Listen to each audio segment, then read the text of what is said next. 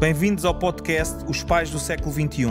Chamo David Spínola. Este é o lugar onde os pais encontram insights valiosos, conselhos práticos e histórias inspiradoras para ajudá-los a criar e educar filhos confiantes, resilientes e preparados para o futuro.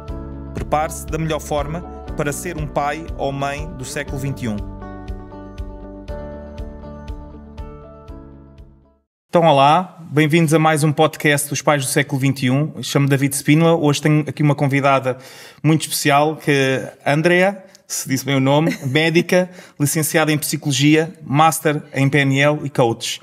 Hoje tenho aqui um tema muito interessante e já agora gostava de agradecer o teu convite, o meu convite de teres aceito, e o tema é como funciona o cérebro de um jovem adolescente. Okay? É um tema muito importante e eu na escola sinto às vezes dificuldade, porque às vezes estou a falar com os jovens, ainda por cima sendo eu professor de matemática, uma disciplina que eles já vêm para a sala de aula com aquela conotação negativa, e acho que é importante também para os pais que estão a ouvir, e para os jovens e para professores, perceber como é que funciona o cérebro do jovem adolescente, e gostava de ouvir a tua opinião. Boa, David. Antes de mais, parabéns pela iniciativa. Realmente este tema, imagina, todos os pais a ouvirem-nos e a ouvirem como é que funciona o cérebro de um adolescente. Já devem ter levantado o volume, não é? Porque realmente é uma das grandes... É daquelas questões que levanta muitas questões, não é? E então por onde é que tu queres que eu comece? É assim, eu simulei aqui algumas questões, tipo uma cábula. Eu digo sempre aos jovens, as cábulas servem para ajudar só. E eu escrevi aqui umas cábulas aqui no meu livrinho, ok? E fiz aqui uma questão. O cérebro do adolescente está em constante mudança. Como é que podemos apoiar a melhorar isso? Ok. Boa questão essa. E falando um bocado sobre a mudança no cérebro, na verdade... Todos os cérebros estão em constante mudança, não é? Isso é importante sabermos. Todos os nossos cérebros têm uma capacidade de serem plásticos, a plasticidade ou neuroplasticidade, como se fala, que é realmente a capacidade do nosso cérebro se moldar a tudo, ao nosso meio, ao que nós estamos expostos, não é? Especificamente, o cérebro dos adolescentes é especificamente interessante. Porquê? Porque há partes do cérebro dos adolescentes que já estão no nível de desenvolvimento mais avançado, como por exemplo o sistema límbico, que é a parte das emoções, mas depois tu tens uma parte do cérebro que é muito importante, que é, por exemplo, a parte mais frontal do nosso cérebro, o córtex pré-frontal. É como se o nosso cérebro começasse a desenvolver daqui para aqui, não é? E esta parte é o que nos torna realmente adultos.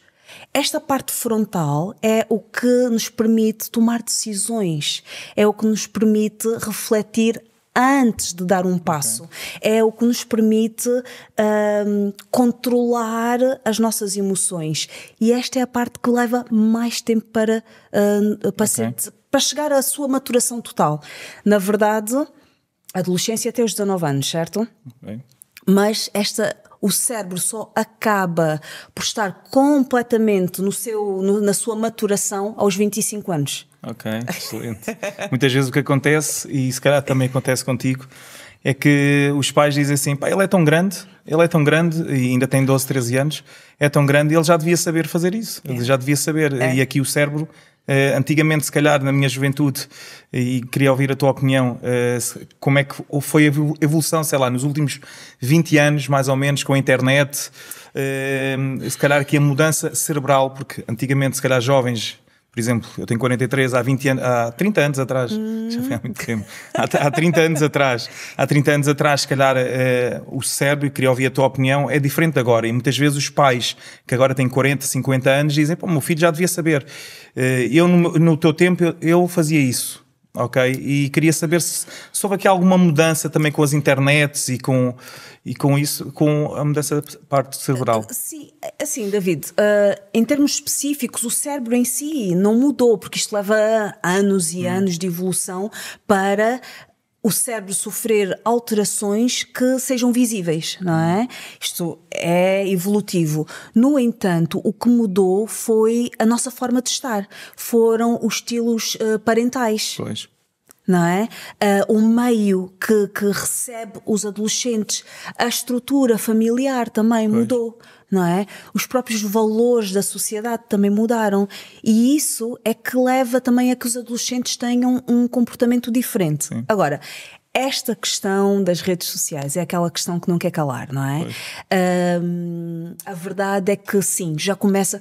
Eu sou aquela pessoa, não é? Como vem das ciências, é tudo baseado em estudos, não é?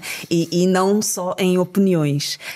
E então a questão é que já há alguns estudos, mas não suficientes para entendermos especificamente que impacto é que os jogos e o tempo que as crianças passam com os aparelhos, não é? Os dispositivos eletrónicos, porque a questão não é o tempo que passam ali só, não é só isso. Estão a passar tempo ali, a interagirem por ali e deixam, o que é que elas deixam de fazer? Não é? Uma das coisas que já se tornou notável é a destreza das crianças. Sim. E tu no desporto se calhar até podes-me falar mais sobre isso, não é? Aqui o desporto e sendo as minhas duas áreas também, desporto e matemática, e dando aulas, eu associo sempre as duas coisas. Eu sinto imenso nos recreios, por exemplo. Nos recreios os jovens já não brincam, não comunicam, por isso é que eu estava a dizer aqui a parte, e foi aqui uma questão que eu que coloquei aqui também para te perguntar, que é uma boa estratégia educativa, começa com o entendimento do cérebro humano. Okay? Claro. Então, estratégia educativa a nível das escolas e em casa, não é? Porque assim, o adolescente é aquela pessoa que se calhar mais críticas recebe. O adolescente passa a vida a receber críticas, não faças isso, está errado, está aquilo, não é? E nós sabemos que na educação o reforço positivo, olha, fizeste isso bem, faz isso, vai por ali, é mais importante que a crítica, não é? Porque é uma crítica construtiva, é levar a pessoa, é reforçar o bom comportamento. No entanto, como é que nós vamos dar este reforço positivo se nós não sabemos o que é que está a acontecer aqui a nível do cérebro? Não é? Então, a questão é que, sim, é importante o adolescente ser motivado, mas também é importante entendermos que há questões comportamentais, há escolhas que o adolescente faz, que faz parte do desenvolvimento. Biologicamente, fisiologicamente falando, eles estão ali num ponto que aquelas escolhas são as melhores que eles conseguem fazer. Por exemplo, deixa-me dar um exemplo. A questão de eu vou escolher, que é a parte frontal do cérebro, eu vou escolher algo que é bom para mim a longo prazo, ou vou escolher algo que me dá prazer agora. Ele sabe o que é que vai escolher. Ele sabe o que é que vai escolher. A recompensa, o adolescente... E atenção, é fisiológico, não é? O cérebro naquele momento está desenhado para aquilo. É recompensa agora. A questão de eu ter a capacidade de analisar e tomar decisões a longo prazo, isto requer tempo. Claro. Como tudo, requer prática também. E é aí que entra o papel dos professores e dos pais, não é? Que conselhos é que tu, na tua opinião, exemplo, na minha opinião, eu como professor, eu sinto e que dou apoio, muitas vezes eu sinto que falta aquele apoio escolar, aquele dentro da sala de aula, o registro escolar está muito do século passado e os jovens vão ali um bocado descontentes. E tem de haver também essa parte do professor, e já vou saber as estratégias também para os pais, mas a parte do professor ter essa sensibilidade de compreender o jovem, o que estás a dizer, muitas vezes é só tamanho, ok, mas ainda está em processo, faz parte a idade, ok, o que está para fora não é a idade interna, muitas vezes vê-se jovens de 13 anos já aparecem, têm 18, 19 Exatamente. anos. E eu gostava de ouvir da tua parte estratégias que possas dar para os pais que estão-nos a ouvir, e para professores também, que estratégias que possam fazer. Então, antes de mais é ouvir podcasts como os teus. A informação é importante. É importante a informação básica, entender como é que aquele adolescente, pelo que é que aquele adolescente está a passar, o que é normal. O que é que já é fugir um bocado do que é considerado normal em termos comportamentais, não é? Outra coisa que é muito importante e que só é possível quando as pessoas estão informadas é a questão da comunicação. Porque é uma altura muito difícil de se comunicar, não é? Nós, os adultos, porque na adolescência, outra coisa que tem que ser percebido é, a adolescência é uma fase de emancipação. Pois. É uma fase em que aquele ser humano se está a preparar para se tornar um adulto autossuficiente. Logo, é natural que aquela pessoa tenha necessidade de quebrar todo um padrão de comportamento com os pais, que era de dependência, não é? E isto o adolescente teria que quebrar é perfeitamente natural, mas isso vai despoletar triggers, gatilhos nos pais, que não tem nada a ver com os adolescentes. Então, o que é muito importante para um pai e até nos professores? Sim. O que é muito importante? Isto até é um clichê. Porquê? Porque o que é muito importante é o autoconhecimento também. Claro. Dos próprios pais e dos próprios professores, não é? Então, por isso eu ter começado com podcasts como os teus, não é? Sim. Em relação aos pais, a questão é, nós estamos a exigir do adolescente, mas nós estamos a mostrar o exemplo? Pois. Eu sinto, não sei se tu também sentes, eu sinto que muitas vezes os pais associam, no meu tempo era assim e ele já devia fazer isto e pronto, e eu seguia o que fazia, o que os meus pais diziam e eu acho que aqui, por isso é que eu te perguntei antes se a parte cerebral tinha mudado. Porque a parte comportamental mudou, sim. A parte social mudou, sim. Mas, sim. E a parte das emoções, eu acho que eu gostava que tu... Imagina, eu tenho jovens de 13, 14 anos para cima, que é aquela idade que diz assim, ele já pensa que já é adulto, não é? E sinto que depois a parte de relação, a parte também dos namoricos e a parte de ir para o bando, a parte, vamos lá, como tu estás a dizer, ele necessita mesmo de ir. Necessita. E a parte amorosa e a parte de relação, e gostava de ouvir também como é que nós conseguimos, ou os pais ajudar, porque há a transição e também a parte da escola, que também é importante, como conciliar isso tudo. Pois, como conciliar isso tudo? É a questão do momento, não é? Passa por educação emocional. Porque antes do adolescente ser capaz de tomar decisões racionais e ponderadas, ele já tem todas as emoções à flor da pele. Lá está, o sistema límbico do adolescente, a amígdala, está ali, assim, a bombar, como se diria, não é? Quer dizer que as emoções estão todas ao rubro. Imagina tu, David, estás constantemente a sentir as tuas emoções irem para cima, irem para baixo, irem para cima, irem para baixo, e ninguém, aliás, todos nós passamos por isso, e ninguém falar contigo sobre o assunto. Pois. Sentes uma emoção forte, tu nem sabes que nome dar àquela emoção. Uma coisa que eu costumo dizer sempre nas minhas sessões é a questão do vocabulário emocional. É importante, se o adolescente racionalmente ou cognitivamente, em termos comportamentais, ainda precisa aqui de algum tempo, e são as emoções que estão a dominar aquela pessoa naquele momento, é importante que ele perceba as suas emoções. Pois. E voltamos outra vez ao mesmo ponto. Mas se os pais não percebem as suas e se não têm este conhecimento... todos numa equipa, certo? É uma equipa. É uma equipa. Não é? Da mesma forma que o professor, sim, pode dar o seu melhor, mas faz parte de um sistema. Claro. Também, não é? É o sistema educativo que tem que mudar, não é necessariamente só o professor. Sim, sim. Não é? Então, é tudo isso. É esta questão da educação emocional de todos, de toda uma sociedade, ok? Porque o adolescente está só a viver a sua vida. Está só a passar pelo que tem que passar, claro. Não é? Nós, enquanto adultos, pais, professores, tios, etc., é que temos que estar preparados para dar aquele apoio. Claro.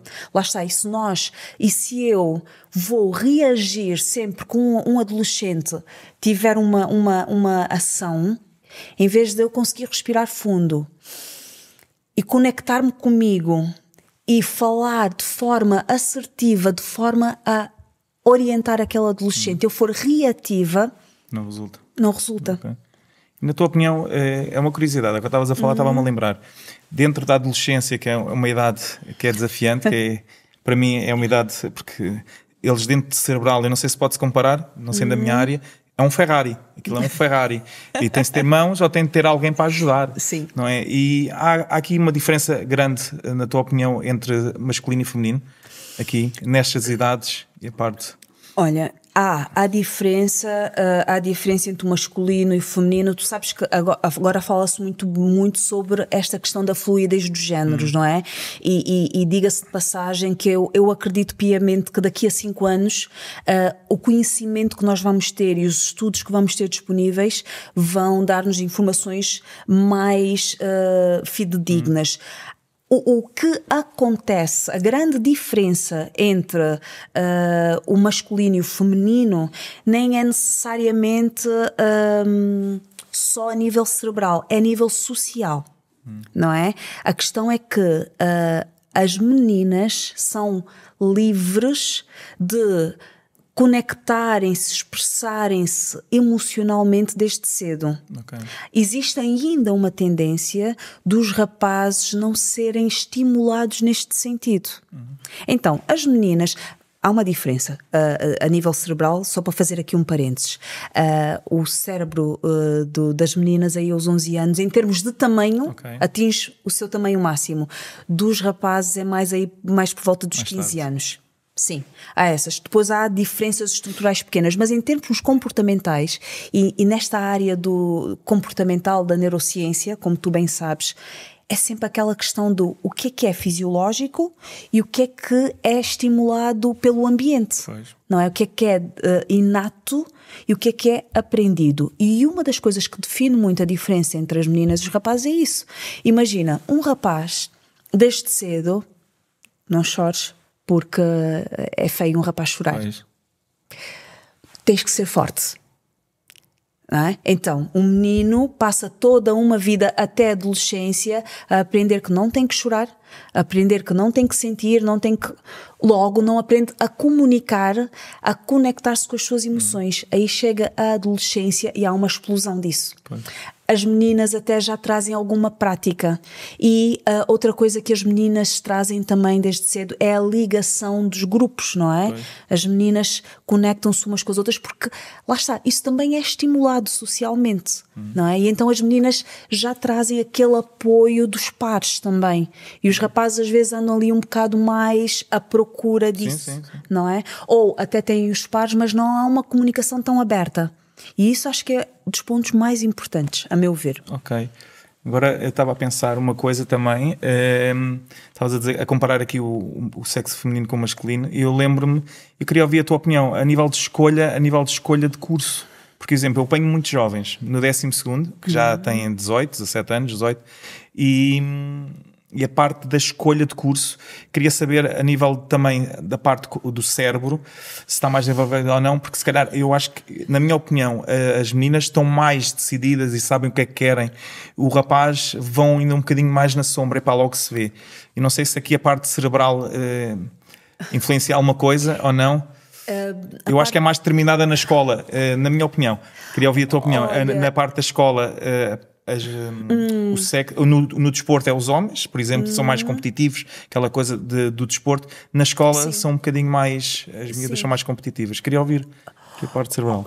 Então, é assim, a questão, indo para o desporto, as questões hormonais também são muito importantes, não é? O cérebro e as hormonas e os neurotransmissores, que são as substâncias que determinam, que passam a comunicação entre as células nervosas, não é? Os neurónios. Os rapazes naturalmente têm a testosterona, não é? Sim. Então há aqui uma aptidão também para tudo com lado positivo e com lado menos positivo, não é? Sim, aquela do mexer fisicamente, mas também a questão da agressividade. Pois. Não é? E eu volto a dizer que passa muito também pelo que é ensinado por ser menina e por ser rapazes. Eu fui uma menina que tive muitas dificuldades em tomar decisões. Muito. Isto tem muito a ver com o perfil inato da minha própria personalidade. Okay. Então, vamos olhar para as pessoas como menina e rapaz ou vamos olhar como como um todo, não é? E depois, na tomada de decisão, a adolescência em si é um momento, pronto, com alguns desafios, porque, como eu disse, esta parte cerebral mais frontal é a parte que torna possível nós olharmos para trás, olharmos para frente, analisarmos, avaliarmos e tomarmos uma decisão. Okay. E isso ainda não está totalmente, não é, desenvolvido. Okay. Eu tenho aqui uma questão que gostava de te colocar, que é, e faço a todas as pessoas que vêm cá ao programa, ao podcast, que era, fecha os olhos neste momento, fecha os olhos. Fecho, sim. Imagina que és adolescente e tens esse conhecimento que tens agora sobre o cérebro de um adolescente. Que orientações darias a ti própria? Aos poucos podes começar a abrir e gostava de abrir. Uau! Que pergunta maravilhosa! Com o conhecimento que eu tenho, eu vou falar de Andreia hoje para Andreia adolescente, sim. Ok? Eu acho que a primeira coisa que eu diria é: tem calma. Tem calma, faz parte, confia em ti e confia no processo. Ok. Não é? Faz a caminhada. É outra coisa que para mim seria muito importante entender lá atrás é: errar não existe, como nós dizemos em PNL, só existe feedback. Isto quer dizer o quê? É fazendo, errando, que nós aprendemos. E então segue o caminho. Obrigado. Olha, gostei muito desse momento. Espero que tenham gostado também em casa e sigam as nossas redes sociais. Coloquem um like. Os podcasts são semanais, ok? E espero que tenham gostado. Até para a semana. E assim chegamos ao fim de mais um episódio inspirador do podcast Os Pais do Século XXI. Lembre-se que a jornada da parentalidade é uma grande aventura e nós estamos aqui para ajudá-lo a cada passo do caminho. Não se esqueça de subscrever o canal para não perder nenhum episódio. Até à próxima semana e continue a ser um herói na vida dos seus filhos, mesmo que eles digam que não. Até à próxima.